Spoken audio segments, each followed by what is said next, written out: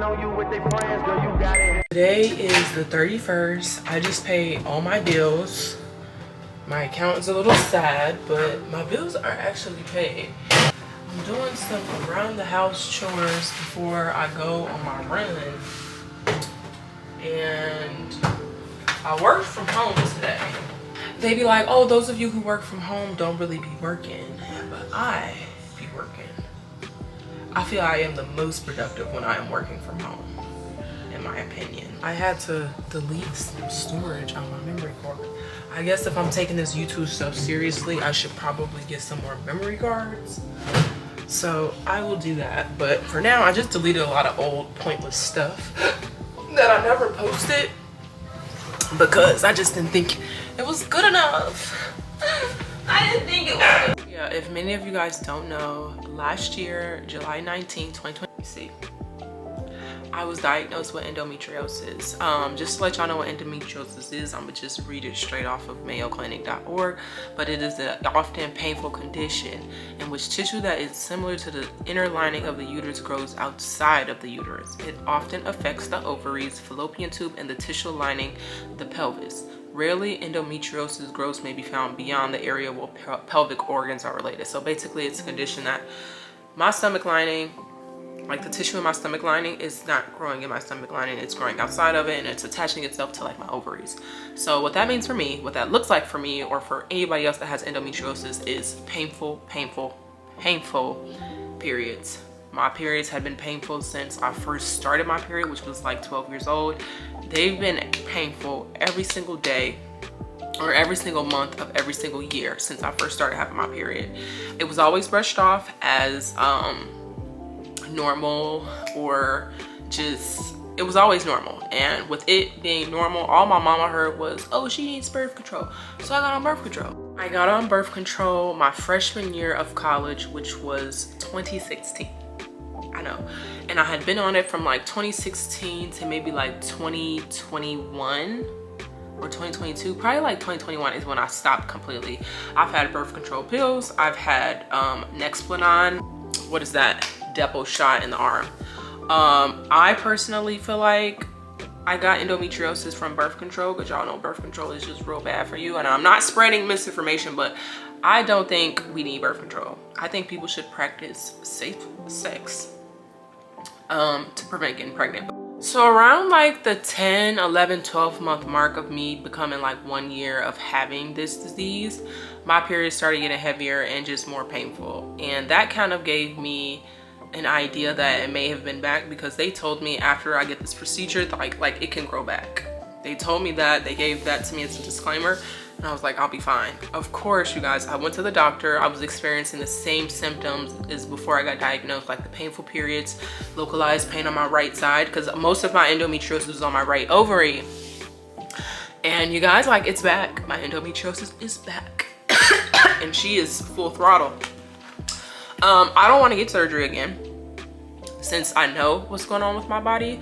I do not want to get surgery again. I've been told, or I've been referred to removing my ovaries. That's not an option, obviously. I've been told by my doctor to be placed on a reversible temporary menopause. They wanted to put me in like a temporary reversible menopause, which would keep me from menstruating.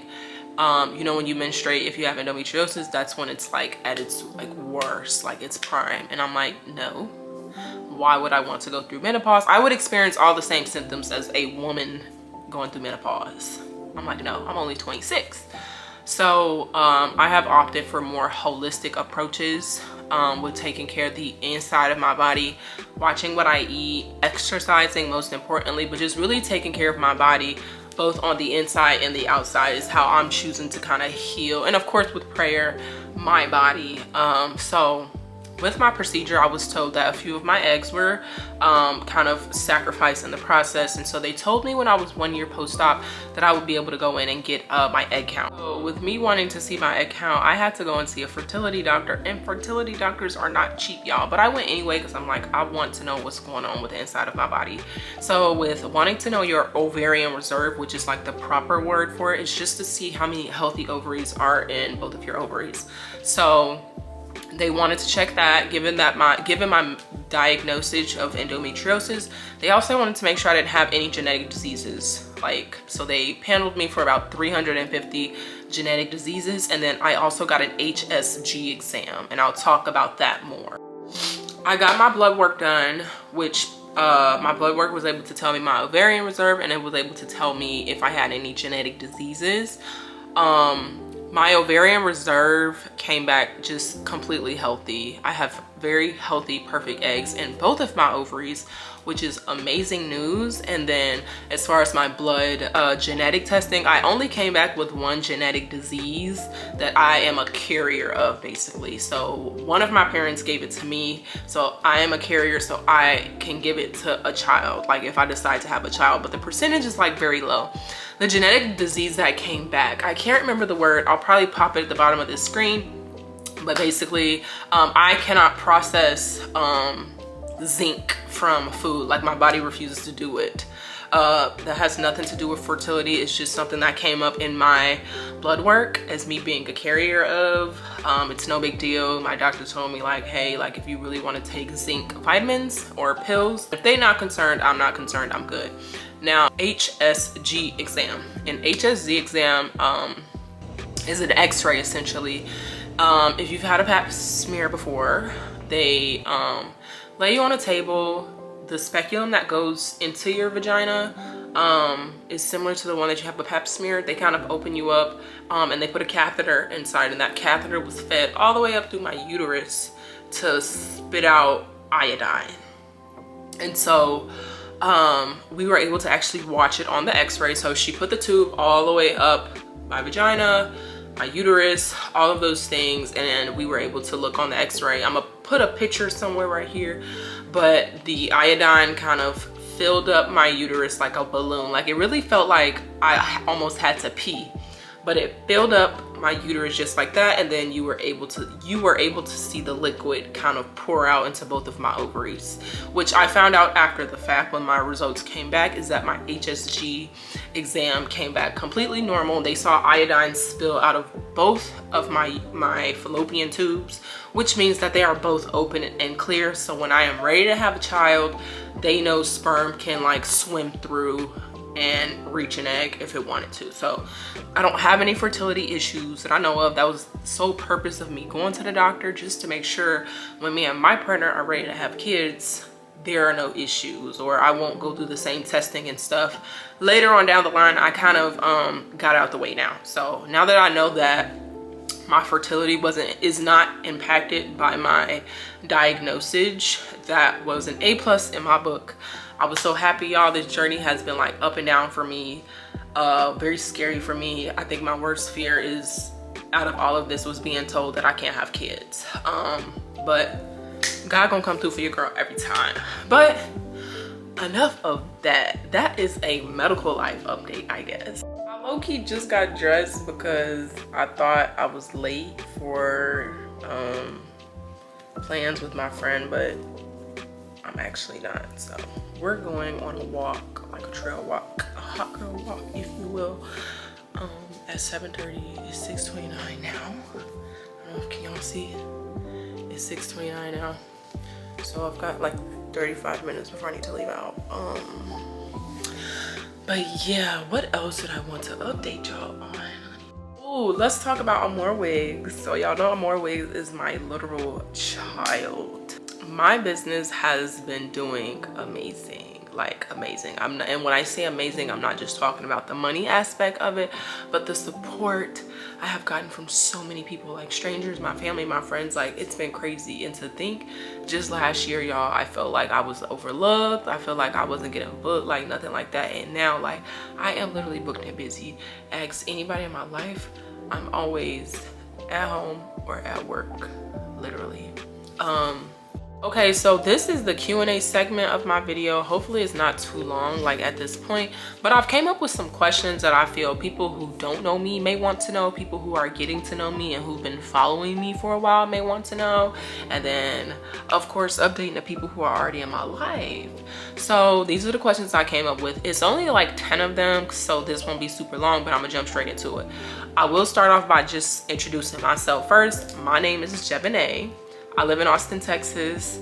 I am a project manager, and I've been a project manager for the past 2 years, and I run a business full time. Yes, y'all, I got 2 jobs. I really got like 5 jobs because y'all know when running a business, I play all the parts. The customer service, the photographer, the actual hairstylist. I'm all of the roles. I'm 26 years old. People be wanting to know this, but I'm a Scorpio. I'm 5'7". I like to work out. I like to travel. I like to hang out with my friends and family, and my boyfriend. And let me see, fun fact, I guess I have 2 dogs. So let's jump straight into the questions. What have I been doing during my break from YouTube? So as y'all saw on my channel, I've had previous videos. I stopped maybe in like, I think my last video maybe from like November. I've been working, you guys. I've been building, I feel like, my professional skills and like my personal skills, which is running my business and working.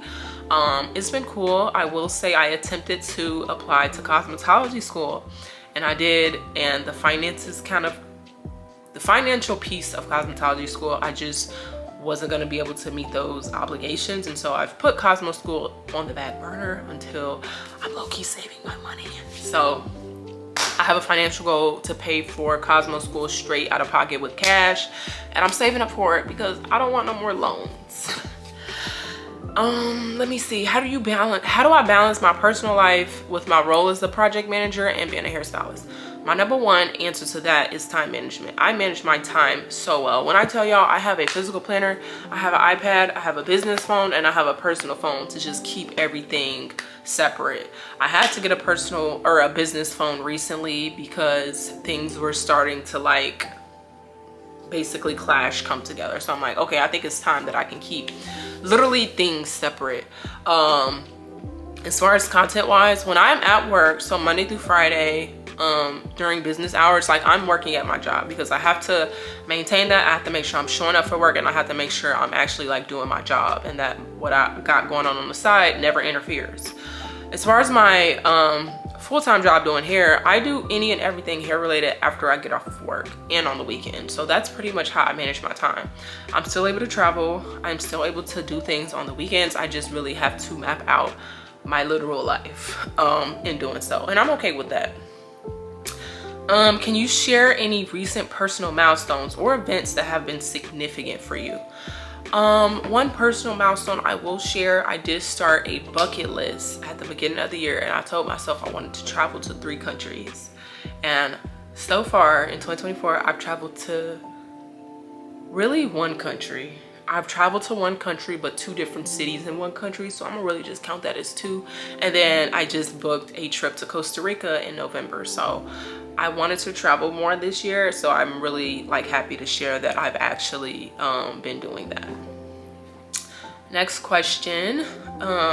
What are your plans and goals for the future, both personal and professional? So I'll do like 1 personal goal, 1 professional goal. 1 personal goal I would like to share is paying off all of my credit card debt.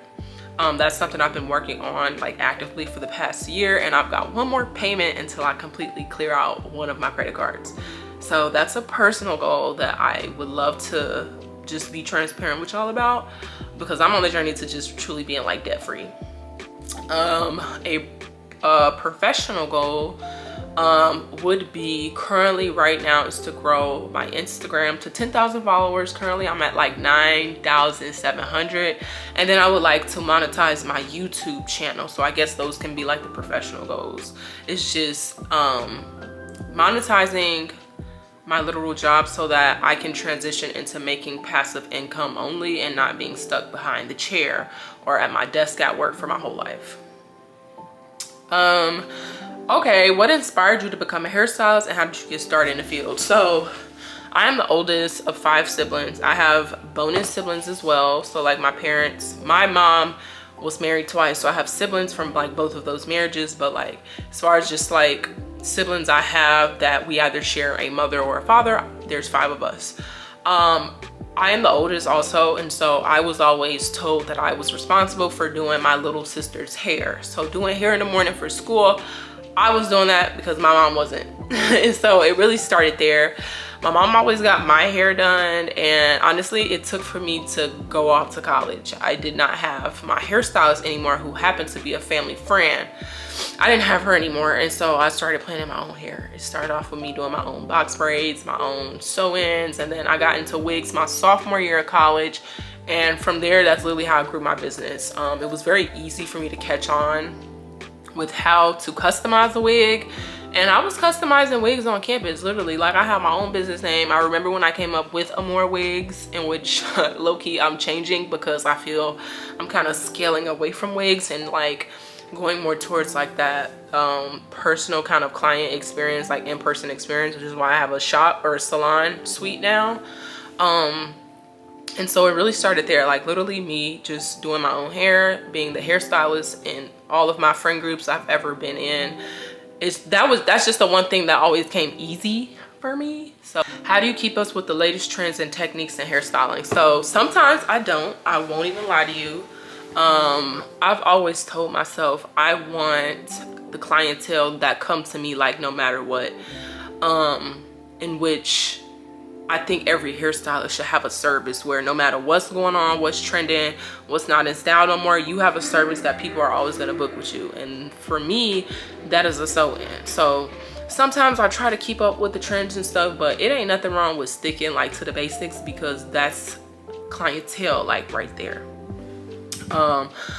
As far as the trends, like, I don't know, the trends are cool. I try to do them if I'm comfortable with doing them. I have no problem telling the client like, nah girl, I don't think I can do that, I don't know how to do that, because I don't like to play in people's hair. I really don't. So I'll say no. But if I feel like I can do something, or if I've done it like on my own head before, I'll do it.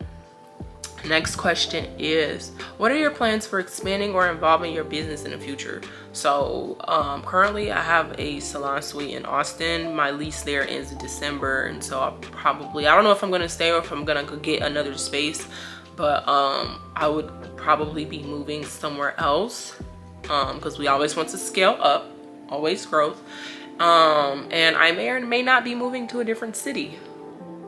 I'm gonna leave that one right there. What challenges have you faced in your business lately? I can talk about that one, because when I tell y'all, clients sometimes be tested me, but I'm a teacher when it comes to this stuff. Like, you can't play with the teacher.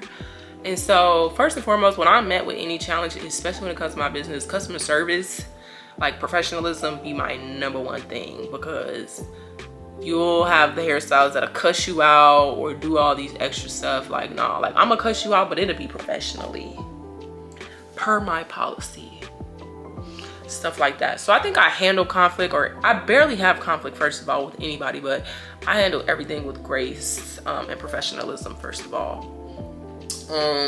Challenges in general, like me not being able to go to cosmetology school when I wanted me to, just really lets me know that God says it's not my time yet. Things being delayed don't mean you deny from it. So I've just really took it as that, and that's on the back burner for right now, but it still is very much in the works because I'm saving money for it. What made you decide to offer full service appointments? So I actually saw a TikToker, a mutual of mine that I follow, and she offers full service appointments, and I'm like, what the hell is a full service appointment?